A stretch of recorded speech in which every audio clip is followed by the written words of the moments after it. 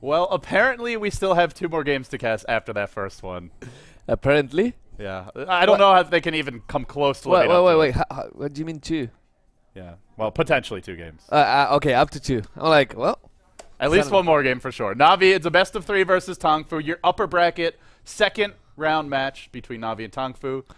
Navi, they lead 1-0. I don't know how, but somehow they do. I know how. Starts with a D. Ends with an ND. Okay, well, you could have gone to dark places there. Could I? Yeah, starts with a D. You went with Dandy. It's the easy choice. Okay. Okay.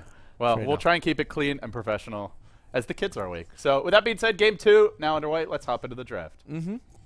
It's going to be Tongfu on the Dire side, Navi on the Radiant, and the Lifestealer that worked so well for Tongfu in game 1, and it did work well even though they lost. Will go to Navi this time. And Tongfu picked one of the best heroes to punish that, which is in the laning stage at least, which is a Weaver. Weaver is really nice. I mean, now there's even the potential to go 3 if they want as well, which is a combination that works really, really well. But I have to say, this Navi lineup kind of looks more like a Navi lineup to me at the moment. Shadow Demon, Lifestealer, it opens up so many things. Now, Dendy can go Storm Spirit if he wants, if it wasn't banned. But there's such an array of heroes that he can play mid, and whatever they pick mid will set the tempo. Because if they pick a ganky hero kind of like Puck, they will open the lanes just for Lifestealer to play. If they pick a farming hero mid like Dragon Knight, or maybe even if it's not picked as much, Templar Assassin, they will run for a dual core that will try to get their first item, let's say Armlet on Lifestealer and Blink Dagger on Templar Assassin, for example, and just try to go fight right away. I mean, they have so many options right now. Navi bans the Dragon Knight, which makes me a very happy person, and Tongfu on the other side, they have 2 very strong heroes that deal lots of physical damage. They will have to find some kind of magical damage to offset these, otherwise they will putting all the eggs in one basket. Yeah, I like the Alchemist and Weaver picks a lot because the Swarm goes through Rage and Acid Spray, the minus armor, does as well. Yes. That means Lifestealer will not be nearly as tanky as he normally is in the team fight. So, smart there. And the one thing is they've already picked up probably two of their farmers with these picks. Although, as I say that, we saw a 4-position outclass game. Yeah. So who knows what's going to happen here. Very standard from Navi. Much more of what we've been seeing from them in the European scene, the Western scene lately.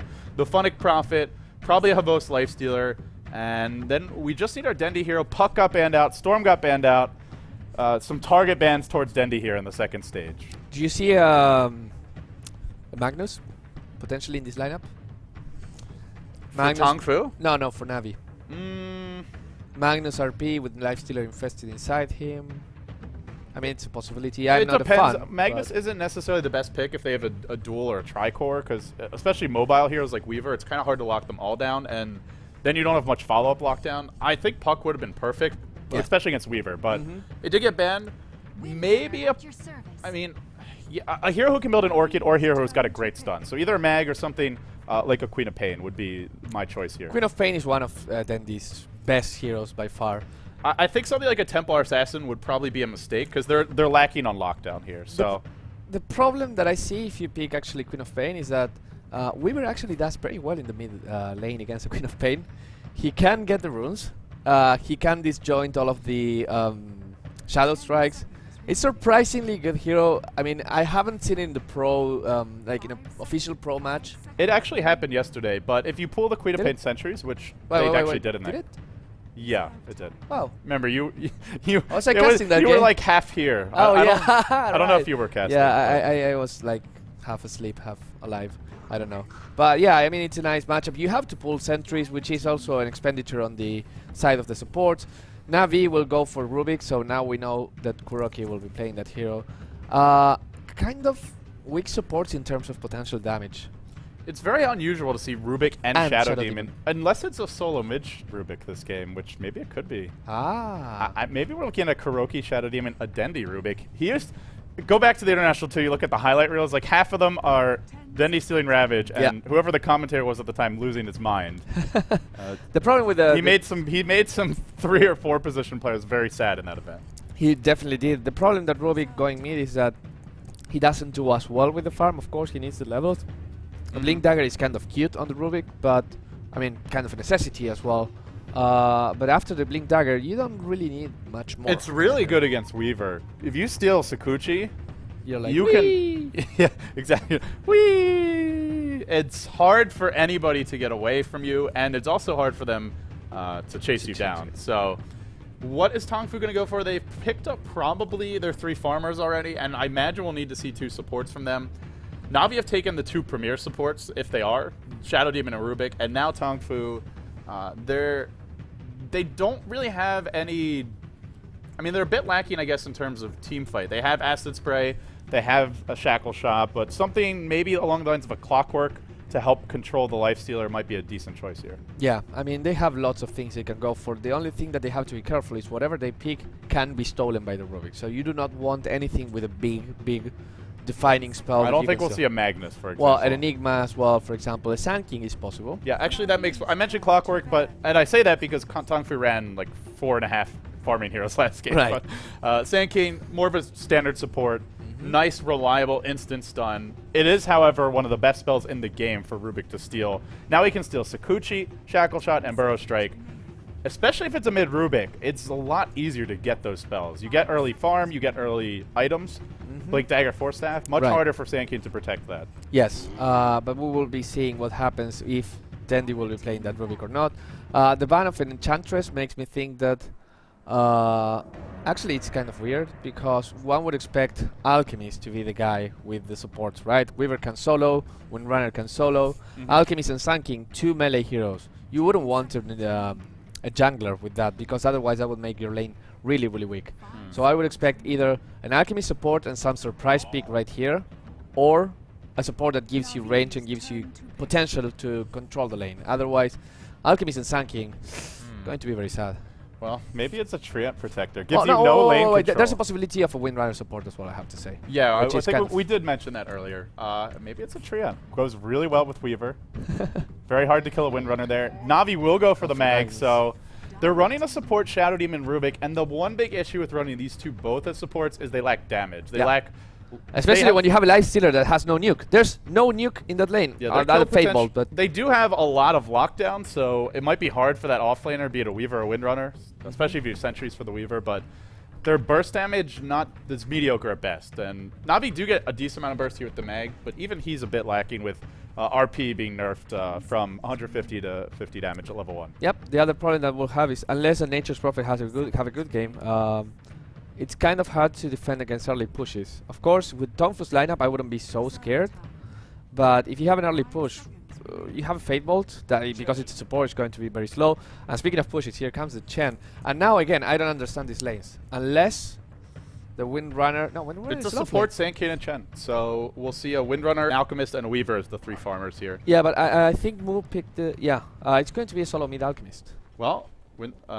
we should introduce the teams now, Bruno. Yep. So, on the side of Tongfu, we've got King J. He's been around for ages. He'll be your offlane Windrunner, most likely starting with the Ring of Protection. Song Sheng, big plays on the Doom, but couldn't get the job done. He'll be handling the Sand King. Moo, the Weaver, pulled heavily, starting with the Wraith Band. Banana, he has normally been the playmaking support on this team. He wasn't last game. Let's see if he can step it up here on the Chen. And last but not least, we've got Hao, handling the Alchemist. They actually swapped Hao and Moo, which makes now Hao the Alchemist being on the and a solo mid Weaver then, potentially. Yep. So we're going to introduce Dendi, of course, will be the guy playing the Magnus. It's really easy with Navi. I'm going to have to call you out, Bruno. That's your introduction after last game?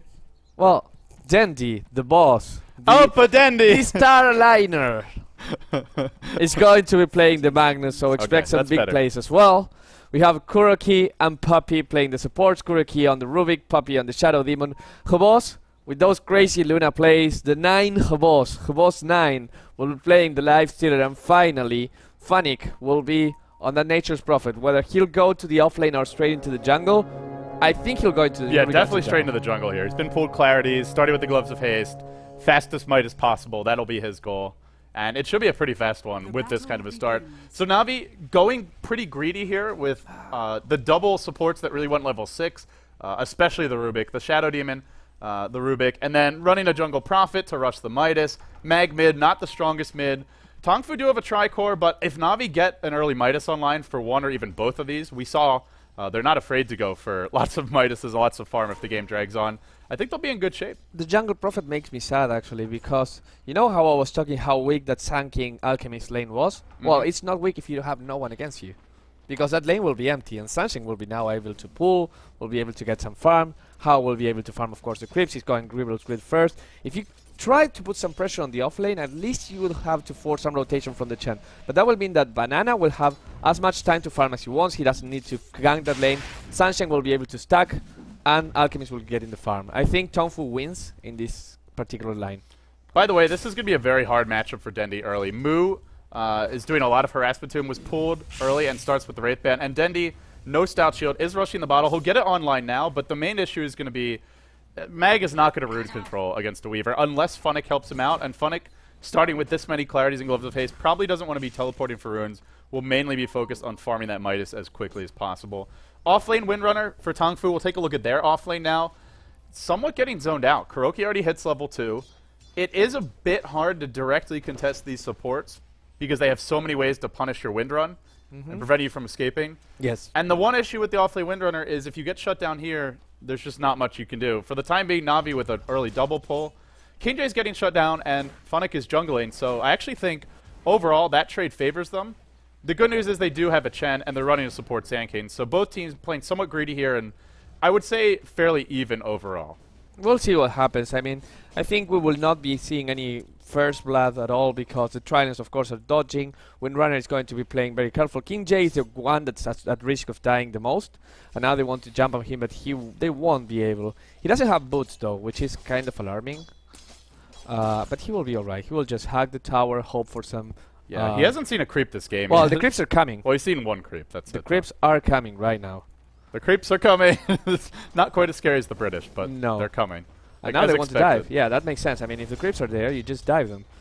I think they really wanted to go for first blood. Puppy was waiting at the bottom room, but it was a haster and it spawned top. They could have just been pulling during this time, but because they went for that, the lane will push. They'll give away a wave of experience to King J. That deny was crucial. If Godz didn't get that deny, King J would have been level 2 right now, and now with level 2 he gets power shot, he can maybe snipe some kills from the jungle, be a little bit more aggressive on the supports that are pulling, and get some extra levels. Or maybe even screw up the pulls so that the lane goes in his favor. Without that, he's still level 1, 4 experience away. He's going to have a tough time. Dendi taking a lot of harassment here from Mu, and he's actually taking an early point in the Swarm. The other day was Castor Weaver, who just did not take Swarm until level 9, which I'm not a big fan of.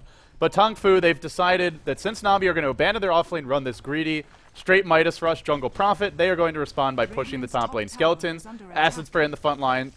It'll be a Max Greevil's greed build for How. Maximum farm for him as well. Bottom lane, though, it could be trouble. It is. Bit of lag there, but the first blood on the Windrunner. They used everything to bring King J down, and no level 2, couldn't farm safely from distance, just got caught. Yeah. Well, they get first blood, but Tongfu is going to secure that tower. In terms of gold, it's an advantage for Tongfu, but the tower, you can get another tower eventually. If you're Navi and get back, you can't get another first blood because it's called first for a reason. Thanks, Bruno. That's a great stat. I tried. It's only one first blood. Mu early hastering up, however, did force some Funnick back to the base, slowing down his Midas progression a bit, and they're not stopping with this push. Only level 4 on Banana, he's only got the 1 creep, but How will march past the tower. Puppy, level 2, trying to pull the creep way back with a point and Shadow Poison, he'll be able to. And now Mu, as I mentioned, he's going to get all the runes. Dendi will just have to consistently bottle Crow. And then, even though this Weaver probably going to continue to outfarm Dendi, he's now 24 and 5. That's okay. Dendi's still getting the levels, and he's getting some amount of farm and not dying. That's really the big thing for him. That's what you do with Magnus. The thing about the Magnus, and people hate it about it, is that he doesn't win the lane, but it's really, really hard to lose the lane with him as well. Unless, I mean, if there was a tree, Mu would be able to dive and kill him, but there's nothing like that in this game. So he'll be content just farming, getting the last hits, and being more of an impact late game. Whether a Weaver can be more of an impact hero than a Magnus, it really depends on the players playing, because, of course, more right-click potential, more powerful as a late game carry, but a Magnus can get clutch RPs, and then again, it's Dendi. Yeah. I'm getting repetitive with this, but it's Dendi. To be fair, generally, I would not say that Magnus is Dendi's strongest hero. Not that he's a bad guy. No, it's not. It's not normally the flashiest. It can be. Mu throws out the Swarm, takes a lot of damage for it. He'll time-lapse out of that Shockwave. Mid-Weaver, it's the one weakness of this is, especially as the mag levels up in this matchup, you just kind of sit back and he Shockwaves you. If you tower dive him, then you're tower diving into RP, as Dendi now is the mana for it. And also Navi are farming multiple heroes very close to this lane. Puppy rotates in. Mu, despite having a DD, he sees that courier. He probably thinks, oh, I'd love to snipe that, but it's a bit too dangerous to go in. They have RP. They want to make a go now. Dendi's sneaking his way forward. The Sentry Ward deployed, but Mu very tepidly will back off. Yes, Mu has to know now that there's a Sentry Ward, even if you can see the ward. The fact that the support was so close. No, maybe Puppy just wanted to give him a hug. Yes, sure, definitely. But he's playing very aggressive, and now he gets initiated. There's the RP coming. now. He really wow, I think Dendi was blocked by the he didn't have mana. He didn't have mana for the RP. That was very no arcane boots yet, but he has them now, so that's not going to happen again. Thing is, though, Mu definitely knows about the Sentry now. And Sangsheng's rotated in. He'll do a bit of dewarding here. They want to protect this mid-weaver. The clock is ticking in terms of Tongfu's farm, though. How? Getting an early Battle Fury. Perseverance already up. Even if you go for a Midas Prophet, which the Midas will now come for Funnick. Pretty fast Midas, considering that he did have to TP back to base, driven back by Mu. Midas Prophet is not going to keep up with an Alc who's stacking and farming neutral camps. And, well, it's a good time to actually check nodes now, because Dendi and his team are grouped up mid, looking to make a go. And now Dendi has mana. Their canes are there. Tongfu. Mu just had to use the time lapse. So 1 minute without time lapse might be all that Dendi wants to just try and go there. Because without a time lapse, you don't need to chain stun everything. You just get the RP, wait until the Shikuchi's on cooldown, then you skewer. You can get some kills. Kuroki and Puppy there. Dendi whiffed the RP. They're just securing Dendi's farm Dendi right whiffed now. the RP. Oh, did he? I didn't even hear it. No sound effect, but goes in for the RP, doesn't connect on it. And but, they also invested a lot of time for that. Both teams had 2 supports just sitting there, not accomplishing a thing. I don't know. I mean, I literally. It's pretty hard to hit RP on Weaver. No. But Weaver didn't even use Shikuchi. Just walked nearby and RP the ground. Now Dendi's in trouble. There's a disruption available from Puppy. Not going to go in. Mu, he'll be driven back for the time being. And now in the jungle, Funnick's on the run. King J trying to pursue him. Only level 3. But a Burrow Strike here could spell his doom. And Sangsheng's got the Burrow. The Midas has already been used. But down will go. Now Dendi comes in. No RP to engage in this fight. Mu drops the Swarm. That's caught 3. This is not looking good. Dendi on the run. The Swarm's going to take him down here. Mu finishes the kill. And now Havos joins the fight. But what can he do against the Weaver all by his lonesome? Kuroki to fall as well. 4 heroes dead. This mid-Weaver just got really quickly out of control. Bruno, somebody call for an exterminator. Yes. I mean, you know this movie, The Butterfly Effect, right? Where a little thing changes a long time ago. Of course, it's not only a movie. It's a pretty big thing, but yeah. He missed the RP. Otherwise, Weaver would have died. If Weaver would have died, then they wouldn't have gotten the fight that they have. And Weaver wouldn't have an ultra kill there or something like that. He got lots of kills. So they were fighting 4v5. That's the worst part. That's the thing.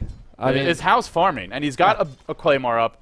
We're probably looking at around a 10-minute Battle Fury, something like that. He'll probably be, yeah, maybe even 5. No, Navi they're definitely going to fall far behind in farm. The good news for them, though, is they have Mag. They've got a great defensive 5-man lineup. It's hard to push into them. There's a lot of lockdown from the support, some of the best late-game supports available. But make no mistake about it, they are going to get heavily outfarmed in this game, especially with Havos not going for an early Midas. And they'll pretty much just have to sit back and try and await the onslaught and find pickoffs here and there. And there's something more to worry right now. Banana just hit level 6. So there's Hand of God involved as well. If you don't catch him in the RP, you can pretty much offset any initial burst damage on your heroes. That heal will be there, 200 HP on level 1. That always makes a big difference. And I mean, as you said, the clock is ticking for Navi at the moment, and they have to be kind of concerned, not scared, concerned about what they will do next. Will they be able to snipe another Aegis without a blink on Magnus? I don't think so. 2.5k gold lead for Tongfu, experience dead even. And remember, this is with Navi having the first big gold accelerant of the game as far as items go in the Midas. The Battle Fury for How, still not there yet, 43 gold away. It'll be around a 10.5-minute Battle Fury when it's delivered. And then we want to keep an eye on the stacks here. Are the neutrals being stacked for him? There's really minimal stacking so far. We'll see our first stack of the game. Ancients have been stacked, however. So call it not so minimal now. That's a triple stack. That is really going to kick his farm into the next gear. Turbocharge time is coming soon. Yep, it's going to get crazy right now. And, I mean, yes, it's a 2k gold difference. Let's remember there's also a tower in favor of Tongfu. That's about 1,000 gold. But slowly, if they don't stop doing this, experience and goal will be going farther and farther away in terms of Tongfu. And that's what Tongfu did in game 1, to be honest. They were dominating in terms of slowly getting everything what they wanted out of the lanes. Sunshine was getting super huge on the Doom.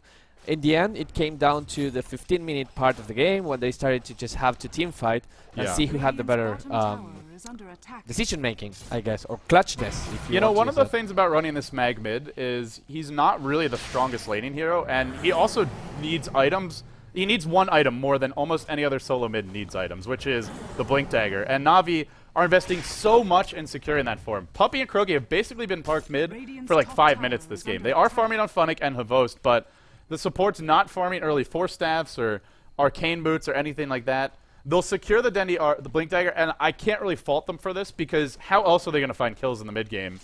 As I mentioned earlier, their supports do very minimal damage. Yep. They desperately do need this Blink, but then Dendi will have to connect on the RPs. If he misses an RP, Tongfu probably gain like a 3k gold lead solely off of that, just because they have this Alk with the Battle Fury now. And not only that, Weaver went for the medallion, so now again the Roshan option is available pretty fast for Tongfu, so they desire. And it's all about that RP, you said it, and it bears repeating. It really can change the game right now, but without that, Navi has nothing in terms of teamfight. You know, last game they had the Alchemist stun, they had the Puck Dream Coil silence. The Dream Coil is a much lower, it's a significantly lower cooldown than the RP, and also Puck can just be an impact hero simply with the silence. Dendi going for the top rune here. There's a double damage rune. They send 3 heroes to secure it. Did I mention that they're investing a lot in setting Dendi up to get a blink? Because they are investing quite a bit. And Tongfu see this and say, if you're going to park 3 mid, we're going to take Roche. We've got the triple Chen creeps, we have the medallion, and Hal's going to join the fray. Be a very fast Aegis. Navi, no blink on Dendi, probably cannot contest this at all. Nope. And also, I do want to point out, Funnick isn't scouting with this trance. We saw some of the Asian Prophet players, I think particularly Yao and I think it was Ohio. Those were the 2 players who did a great job of microing their trance and just constantly scouting Roche, scouting the enemy supports. Funnick a little bit more focused on farming this game. Kuroki has to know. I mean, the people have to know that something's happening. No one is there. It's kind of a foregone conclusion without that Blink Dagger. Well, yeah, especially now that says that Alchemist has flicked the Aegis on the Immortal. They have to know that they were doing Roshan. You think they know? I guess they know. I think they know. If they can read, they'll know. But they will get this tier 1 tower. I don't think that Tongfu can defend, but they are saying, okay, if you're taking that tier 1 tower, we're going to try and take the bottom tier 1 tower as well. And there's your Blink Dagger for Dendi. He does get it. They invested a lot. They do take a tower, which will help make up for a somewhat slow start on some of these Navi supports. Only level 6 on both of them. Sand King and Chen, both level 8. Good news is King J's been shut down a little bit early, but now he's got a TP top, and Tongfu are looking to fight. Remember, Dendi's got a blink, but he's not there yet. He's not joined them yet. The top lane, Mu drops out the swarm, I believe. Don't have the animation yet, but he did. A Navi driven back. Hao doesn't really have his combat items, though. There's no Shadow Blade on him. There's already a Sentry in the lane by Navi, just out of tower range, it looks like. And even, well, for the Weaver, I believe. But without that Shadow Blade, Tongfu don't have really a hero to start the fight. Kurogi will look to start it himself. He's Sakuchi'd in. He goes for a lift on Sangshan. He lifts him up. He steals something. It's Burrow Strike. Sangshan has not protected his Burrow Strike. That could be huge, but a 2-hero Burrow. Backstep from Hao in the acid spray. Everybody explodes. Dendi on the run. That is a lot of burst damage, and they're not done just yet. Still giving chase. Blink Dagger can't be used because of the swarm. He's going to fall as well. Havost's going to be forced to pop back out. And then on the backside, they lose Funnick too. 4 heroes dead. What a shrub. Wow. Much more dominating performance right now for Tongfu. The clutch stun from Alchemist did. I think that thing does 220 max damage, but and that was without a. He got that off without a Shadow Blade. He wasn't even a surprise Alk. He just walked in and stunned them. I mean, in his defense there were some trees, so they couldn't see him perfectly. But then again, the acid spray, the medallion pop, and the stun. Lots of damage, suddenly turning the fight around. Magnus survived because he was playing carefully and intelligently behind his team. But what point is there on jumping on 4 guys if it's only you and a little life stealer inside of you? And it also shows that the Swarm is a really potent way to counter the Blink Dagger. Yes. Even if Dendi gets a BKB, he still got the bugs latched to him. Yep. So I believe I'm actually not sure if the damage goes through, but I know the damage has to go through, and if you pop BKB, I think you drop the Swarm. It says physical, so maybe it does. Dire's middle tower is under attack. Well, either way, that'll be even there, even before the BKB comes out, it's certainly a problem. And Tongfu, that was a great fight for them. And as I mentioned before, every time that Navi either blows an RP or just loses a fight, Hao gets another 2 to 3k gold. I mean, maybe that's a slight exaggeration, but he'll definitely get a couple of minutes to farm. And now we're about to see a Shadow Blade for him. And this is where Navi really need to be disciplined. Buy a lot of sentries. Buy an early gem even if you need to. Do not get caught by the Shadow Blade pickoffs because they have so many vulnerable targets. The Prophet and the 2 supports, the Puppy as well as Croaky, are just one-shot kills for this Alc. Absolutely. And now Huvos at least has the Armlet, so Armlet drums and Facebook for him will mean that he's going to be a problem. It starts to be a problem, especially for Hao, which is an alchemist. He has lots of life, but as we point every single time, he only has 3 armor, which is not very good against that. Might not stay that way for long. Look at the... They're doing a great job of just abusing the jungle. Constantly stacking Ancients. We saw them stacking the big camps earlier. Shadowblade online. Oh, Hao. And I don't think he has to fight now. If he farms an AC, I think that's in their best interest. And maybe go for pickoff here or there. Bottom lane, Sangshung jumped in, and he might get picked off. Drops low. Dendi has RP, doesn't want to use it. Now gets burrowed for his trouble. The swarm comes forth. Oh. Dendi hasted, but he gets Alc stunned, clipped. And drive-by from Weaver continues to give chase. Kuroki trying to TP out. Can they stop that teleport? It doesn't look like it. They've lost Dendi, and still he searches for his first big RP of the game. We saw the one whiffed mid. I think that's just been it. He hasn't even used it aside from that. Nope, he didn't use it at all after that. I thought he was going to use it in the previous fight just to let... he was going to die anyways. If he popped the RP, he would have left Huvos escape, but they weren't prepared for Huvos being inside him, so Huvos was able to rage and just run away anyway, so no point using it there. Now they're going to lose the third tier 1 tower. And it's looking pretty bad, I will not gonna lie. It's not looking great for them, but they still have their tier 2s up. And I guess they just have to play split push now. This is where you just want... Prophet has gone Shadowblade Midas. You just stall for a really long time and you just hope for 1 RP to win them all. And eventually Alc does top off. Now it's scary to let Alc get free farmed and max item slots, but there's kind of no stopping that now. They'll lift up move, but there's no follow-up, and now it's 2 Hero connects. That's King not fair. J. King friggin' J. Playing like a king, at least in this game. Now a skewer in from Dendi. He's found 3, his first great RP of the game, but Mech, Hand of God, and he's forced to run away. It's actually not really a great RP if your team's not there to follow up. Dendi just a bit too late, unfortunately. Now RP's down, and Tongfu could barrel down mid if they want. They can farm the enemy jungle. They have basically no fear. As I mentioned earlier, RP is the one way that Navi can really get kills in the mid game. And I have to say, I mean, I was really good in Trig back in high school, but that shackle angle was a bit weird to me. I wasn't expecting it to latch. Apparently it went through Huvos, and that meant all the difference. Huvos dies again, something that, sorry, for the first time, but it's something that you don't want to happen. I mean, you rely so much on that life stealer. As you said, Dendi hitting the RP is clutch to win the team fights, but without Huvos there, because Nature's Prophet will be mostly split pushing, if you don't have him, you pretty much have no damage after the RP. Yeah, especially because you have Empower on Havost, and that gives him the AoE that they need to follow up. They have basically no AoE unless Kuroki's stolen something big. Shadow Poison is only AoE over time. You need burst AoE. Yeah, oh, Funnick is... Oh, that's good. Funnick has the Shadow Blade. He managed to run away, but the Weaver was there with double damage, and just one Geminate attack took him to half health. Fanny has to be really scared right now. I mean, he has a Shadow Blade, he can split push and get away with it for a little while, but he needs to get more items. He needs to get a Scythe of Vice or something making it happening, because they will need Fannic desperately. It's another Ancient stack for Hal. He's going to kill these off. And, well, look at the gold. Just keeps on going only one direction, straight up for him. He's going to get an Assault Cuirass soon, and that's the point where with Mech, Hand of God, and an AC, I don't actually know if they can live through that, or if the RP will even matter. Funnick gets caught at the Ancients. Nice gank from Tongfu. But yeah, if you get Assault Cuirass, I don't think Navi can actually get more than 1 or 2 kills during RP, unless they catch all of the heroes with defensive abilities, especially that Chen. Krogi's in trouble. Krogi. He tries to Sakuchi away, but a sentry on the low ground. Now he scurries north. He gets caught, just wanted to D-ward. He'll pay for it. Tongfu exercising some great map control here and really pulling away with this one. It's game 2. Navi somehow miraculously managed to eke out a win in game number 1 on the back of some brilliant play by Dendimon. But they now trail by 10k gold, 10k experience, and things look rather bleak, to put it mildly. They look very dire, and that's the thing. Now we see Havos.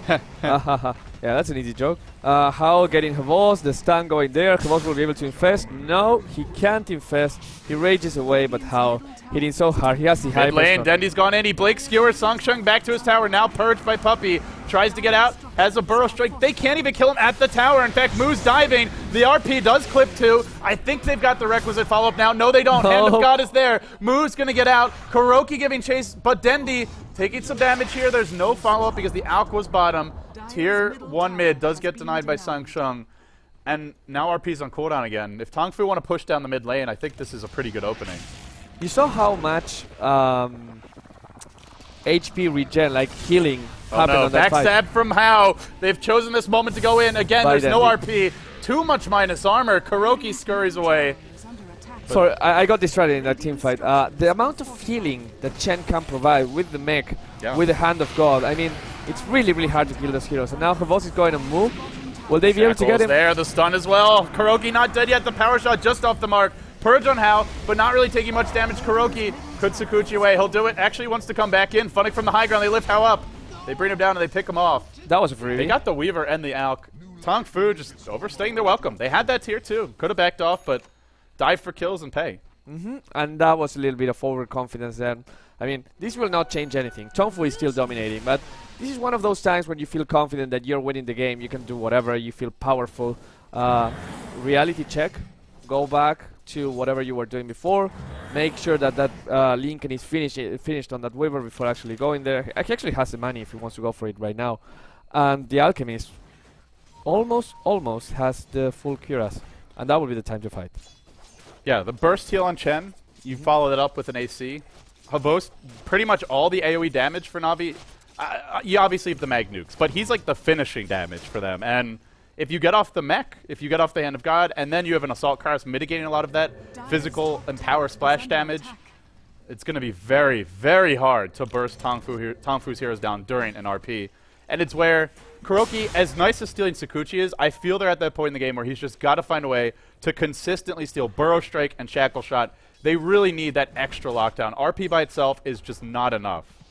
And the courier is going to the secret shop. I like when that happens because it means that a big item is coming.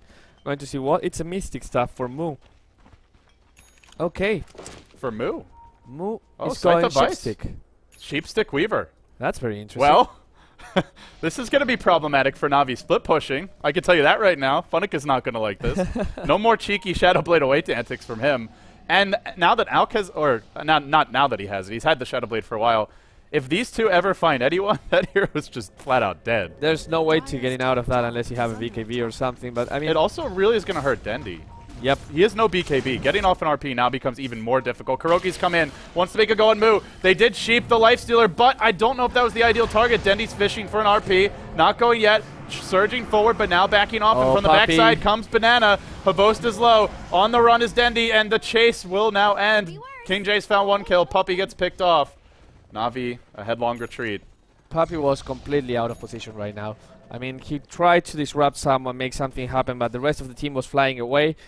He was just in the wrong place at the wrong time. He's the only casualty, fortunately for Navi, and Havos gets a Vasher, and that helps things a little bit. Before I told you that when you're a Lifestealer, a Bash can pretty much decide a team fight, especially against heroes like a Weaver, that if you stop the Shikuchi from coming, you can just burst him down.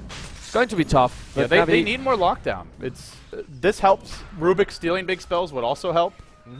And they'll try and squirm their way towards the mid lane, the late game here. But I still think Navi a long way off from wanting to take a direct 5v5, unless Dendi can find a perfect RP.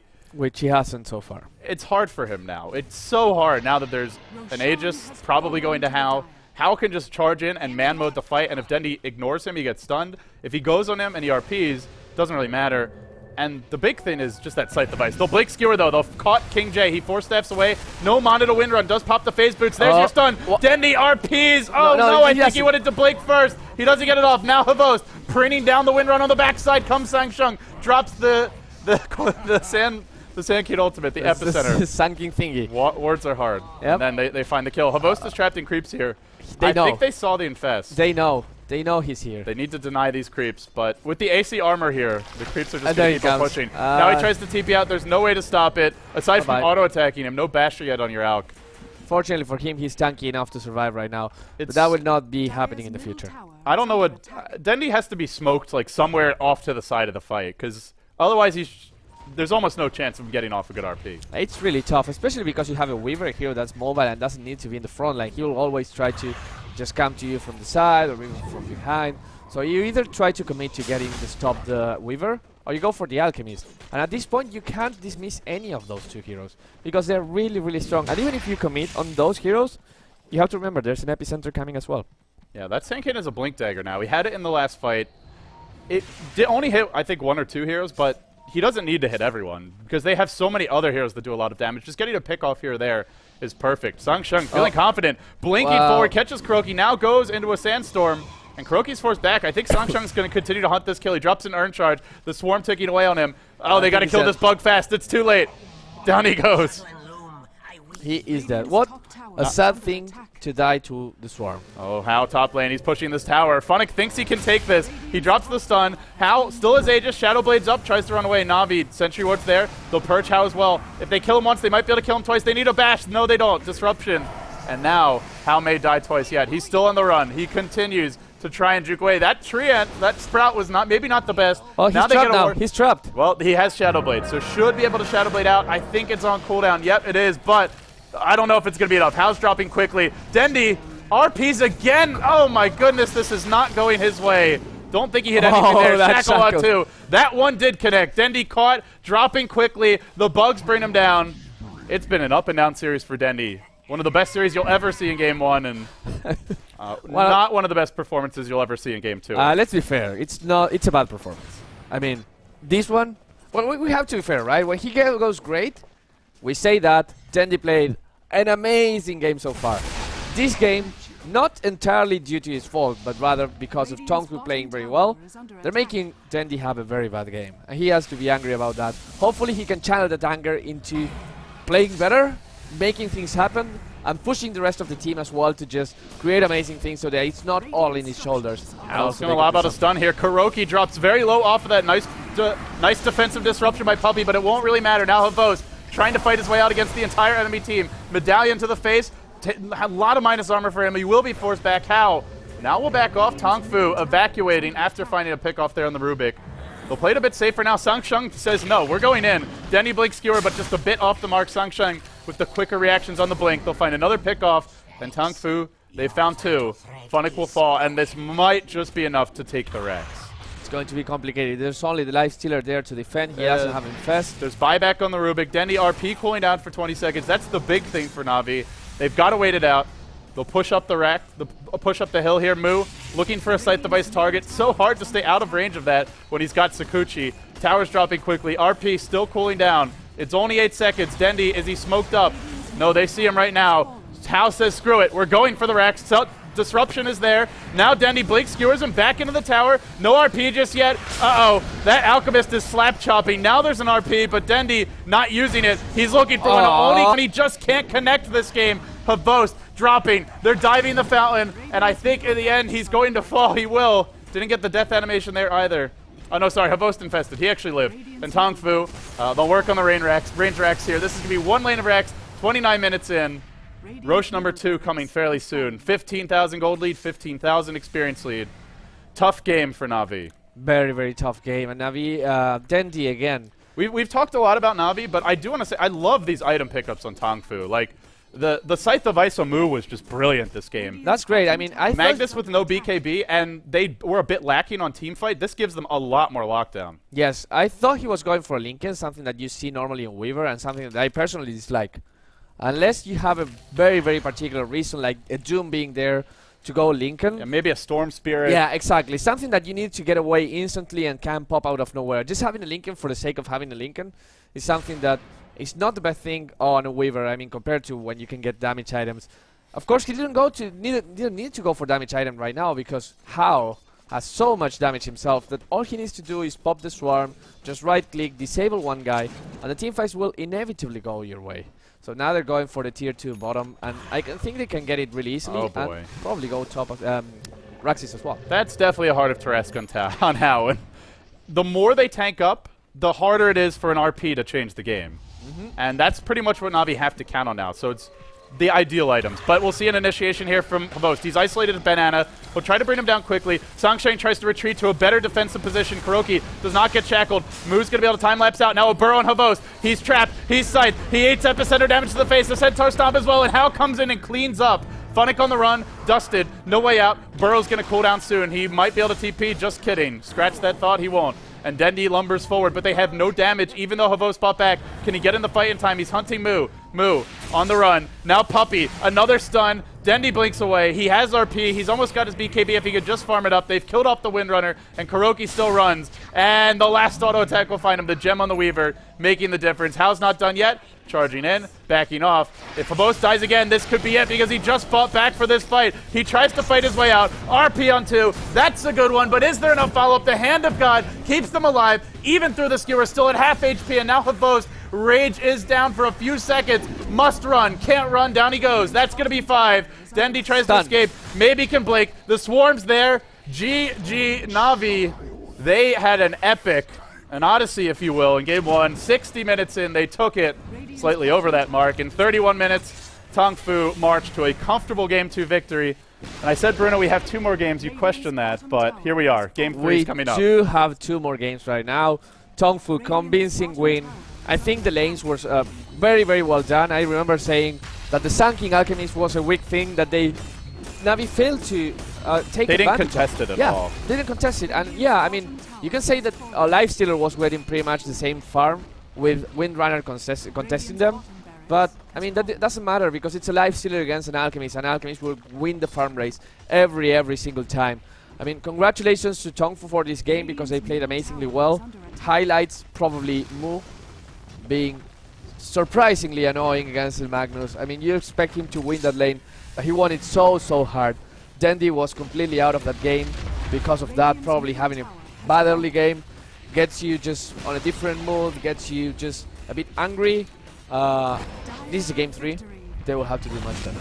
Yeah, he missed that first RP, and that just kind of set the tone for the game. And hard game to get an RP off, especially in the mid game. There's just so much mobility from Tongfu. Sandkin at a Blink Dagger, didn't have to be in the fights. Chen just sends his creeps in. Weaver, obviously elusive with Sakuchi. Great item pickups from Tongfu, and I like the Heart of Tarrasque and Alchemist. Game was probably over at that point, but just getting an early 4-staff of Windrunner for the kiting purposes. And I think the big one, again, was that early Scythe of Ice on the Weaver. Yes. As well as the fact that they put Weaver mid.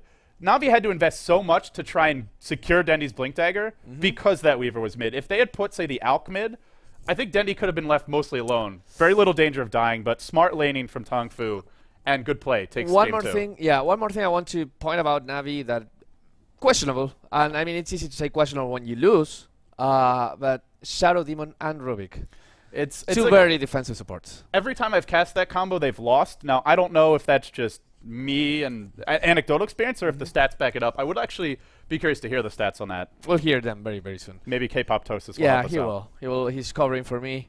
Yeah. I really shout out to that guy. I mean, I started following him. He started doing things with you, and he's great. Yeah, he's been doing great work for Shiva even before this. But we've analyzed it a lot. Let's throw it over to Merlini and Lumi. Your thoughts? Excellent game by Tongfu there. I thought that Navi would have played better considering it was a very traditional pre-6.78 lineup. They've had a lot of practice with that sort of thing, but I mean, Tongfu just played ridiculously well that game. Yeah, over the courses of both these games, what was apparent is, to me, Tongfu played better games both time. Game 2, you did not have Superman Dendi coming and rescuing them from behind. The Age of Steel in Game 1 was the momentum changer. Here, we didn't see to have that. Of course, had a tough game, and to be fair to Dendi, he had a tough lineup to drop RP again. Acid Cloud is one of the most annoying spells to fight against if you're a Blink Dagger hero. Yep. We talked about the Swarm, Sakuchi. From every angle, he just could not land an RP. There were some questionable RPs, but sometimes you just have a bad day, you know? Right. Even without that, I feel like they had somewhat of a similar problem to the game before, where Tongfu didn't have enough damage. They had a lot of single target damage, but not a lot of AoE damage. And when you pick a Magnus, you really want to be able to cleave people down, especially with the Empower no longer working on the Raged Nakes. What do they have really to follow it up? They had like a Telekinesis stun, no damage. They have Shadow Demon, Shadow Poison, minimal damage. Nakes, all single target except for Infest, minor damage. Like, what do they really expect to follow up?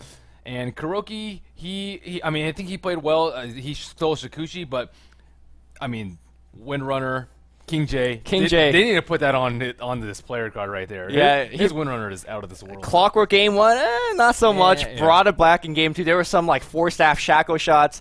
Trigonometry be damned, says Bruno, because those shackles were hitting in multiple angles.